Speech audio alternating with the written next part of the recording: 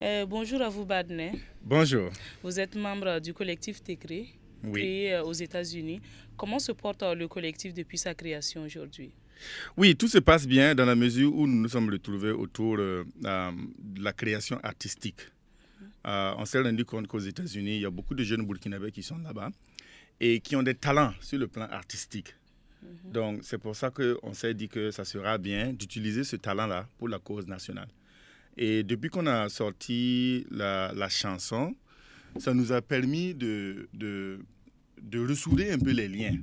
Parce que nous habitons dans des États différents, mais grâce à la musique, on a pu ressouder les liens et surtout reconnecter avec le pays. Donc vraiment, depuis la production de la chanson, tout se passe bien. Et est-ce que vous menez des activités au quotidien ou comment ça se passe? Oui. Pour vous faire connaître massivement des Burkinabés des États-Unis? Oui, c'est-à-dire que le collectif Tekre, il faut que je le précise, ce n'est pas un mouvement. C'est-à-dire que ce sont des gens qui se sont retrouvés dans un groupe autour de la musique, autour de l'art et de la créativité pour répondre à l'appel du pays concernant ce qui se passe ici.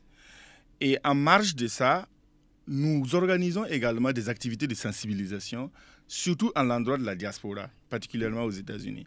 Et la dernière activité que nous avons organisée avec le ballet citoyen, c'est de donner l'information aux membres de la diaspora qui veulent voter. Parce qu'aujourd'hui, la loi permet aux Burkinabés qui sont dehors de pouvoir voter. Mais les gens ne savent pas comment voter. Quel genre de documents il faudra apporter au niveau des différentes chancelleries.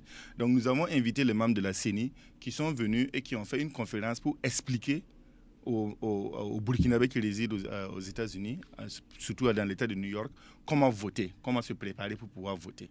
Donc nous menons ce genre d'activité-là. Ok, on sait que Tekre veut dire alternance, changement, et votre position est claire, c'est la non-modification de l'article 37 de la Constitution, et vous voulez l'alternance au Burkina Faso.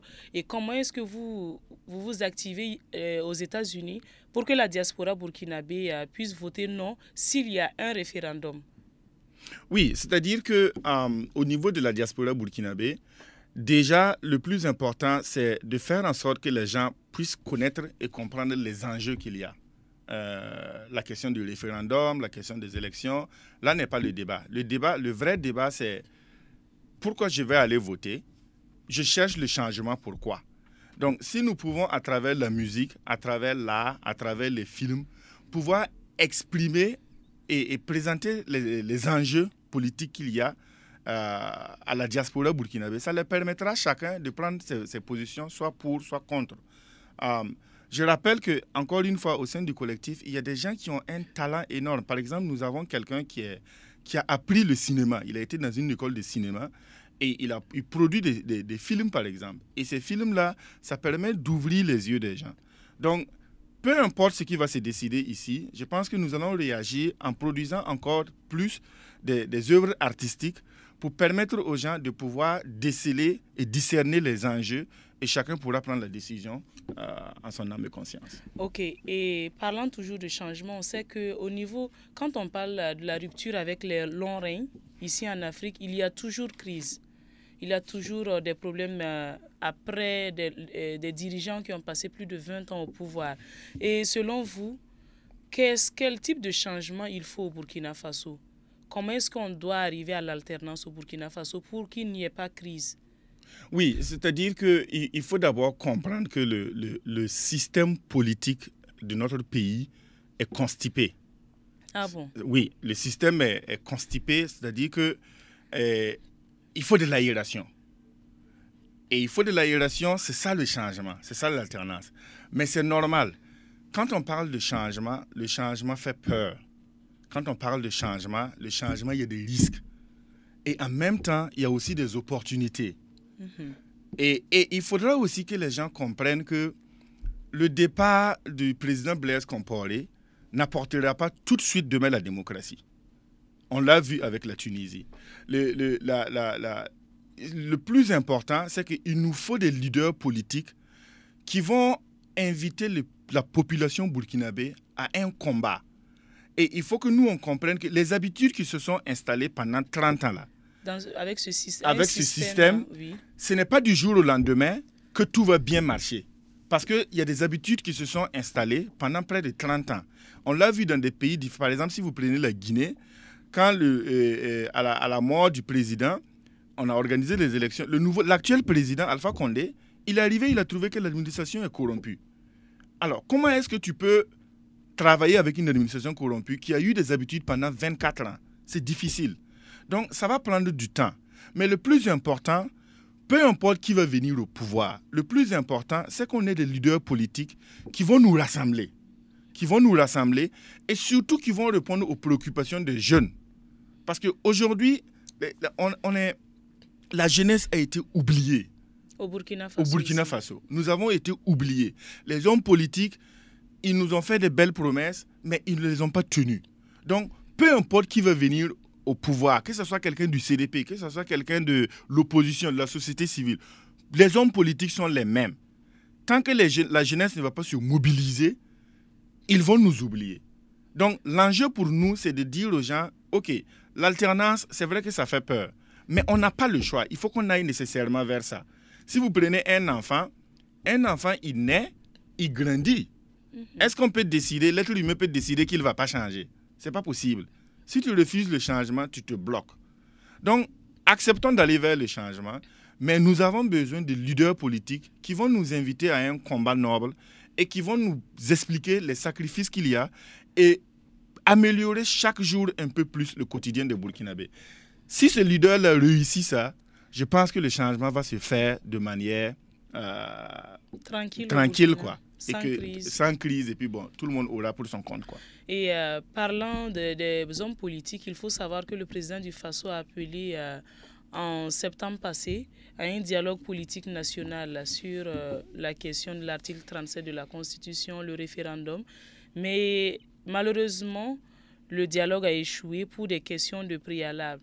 Pour vous, comment appréciez-vous même cette situation politique? Oui, c'est un peu regrettable que le dialogue n'a pas pu produire les résultats attendus. Mais comme on le dit, ce n'est pas parce qu'on a essayé une fois et ça n'a pas marché qu'on ne va pas réessayer à nouveau. Donc, je pense que comme certains commencent à le dire, on n'aura pas le choix. Il faut s'asseoir à la table des négociations.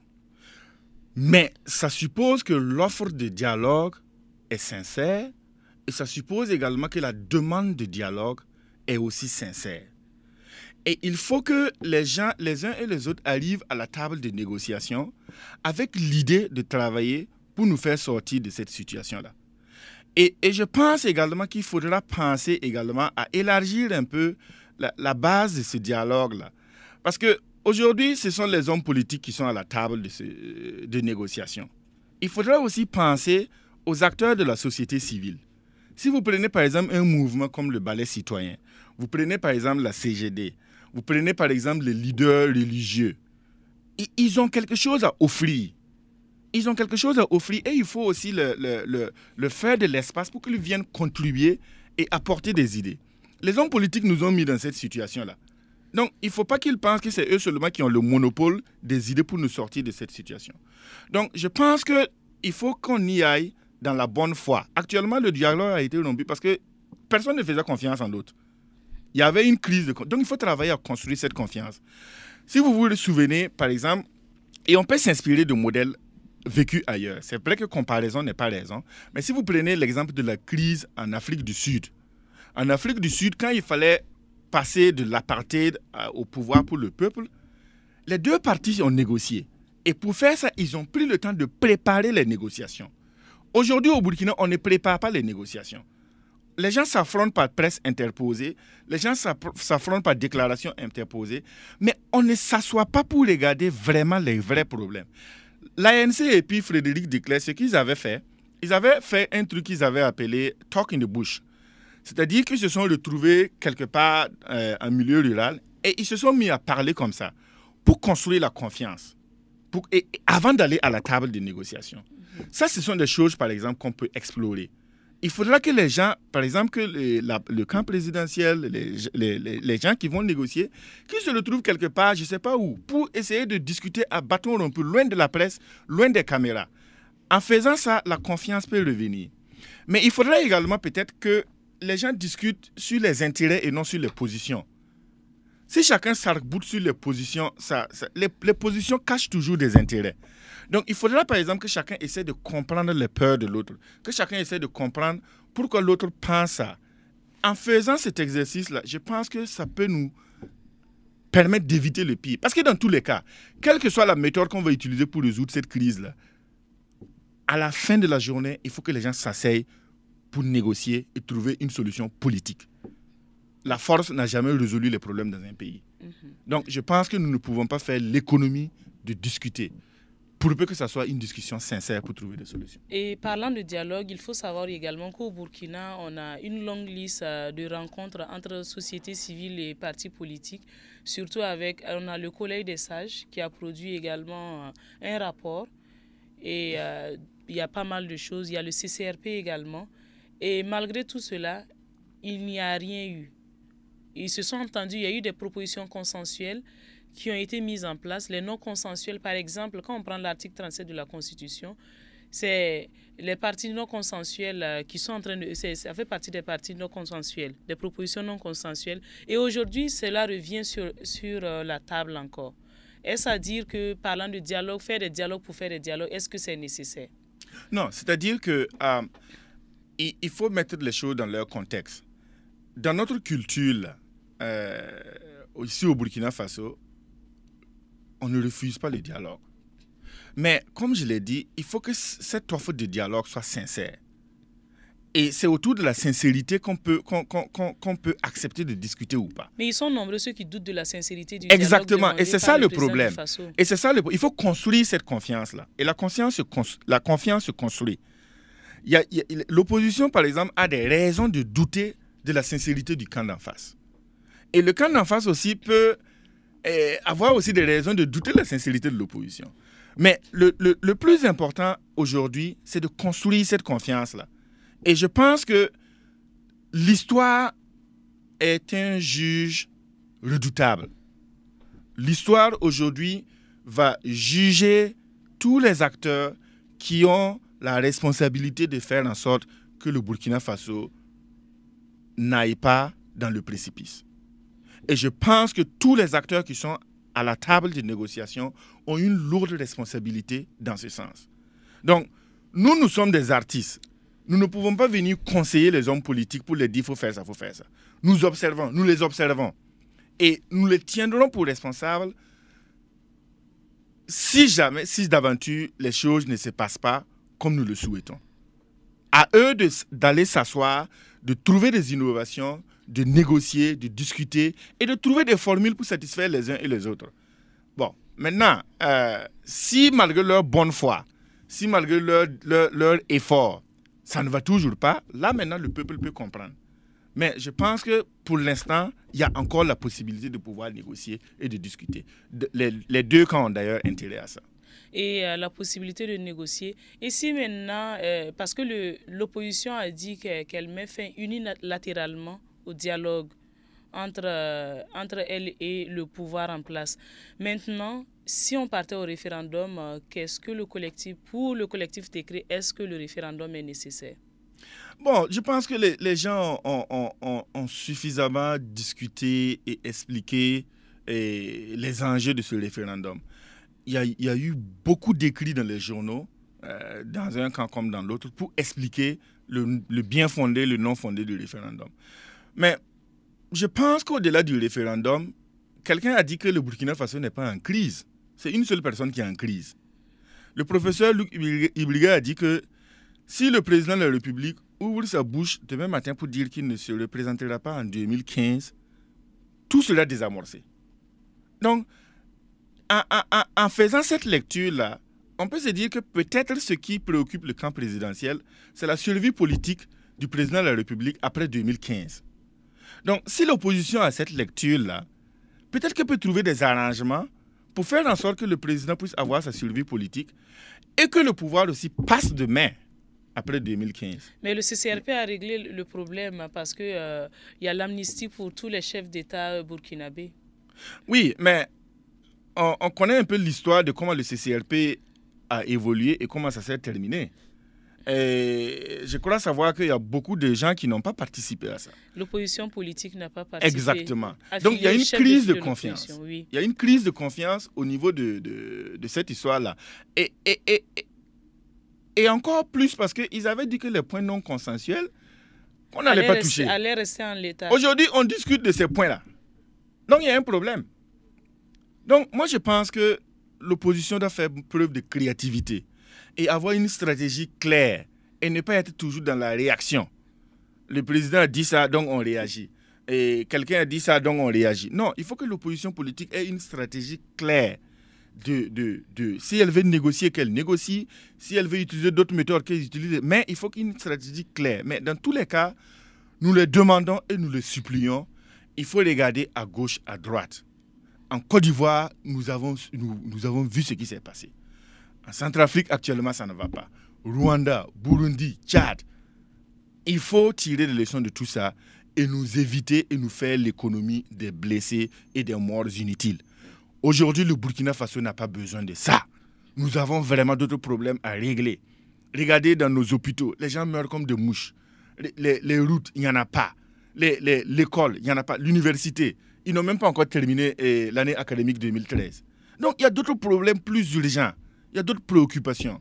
Donc, il faut que les acteurs politiques, là, qui nous sortent de cette histoire-là et qu'on puisse regarder devant et construire ce pays-là. On en a tous besoin.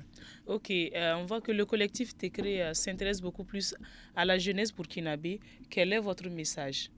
Oui, le message, c'est simplement de dire à cette jeunesse burkinabé que l'avenir d'un pays, l'avenir d'un pays, c'est ses jeunes. Il n'y a pas un pays dans ce monde-là qui s'est développé sans les jeunes. Et il faut que la jeunesse comprenne aujourd'hui que, au-delà de la question du référendum, au-delà de la question de l'ENGA, au-delà de la question de CCRP, etc., l'enjeu pour cette jeunesse aujourd'hui, c'est de dire qu'il ne faut plus qu'un homme politique dans ce pays-là vienne sacrifier l'avenir des jeunes sur l'autel de ses ambitions. Sam Skaledja a dit que si aujourd'hui on est dans cette situation-là, c'est parce que nous sommes restés sur le bas-côté. On n'a rien fait. Chacun dit « Ah, ce n'est pas mon problème, ça ne me regarde pas, etc. » Non. Nous avons la responsabilité de faire en sorte que, quel que soit l'homme politique qui va venir après 2015, là, qu'il travaille pour construire ce pays-là.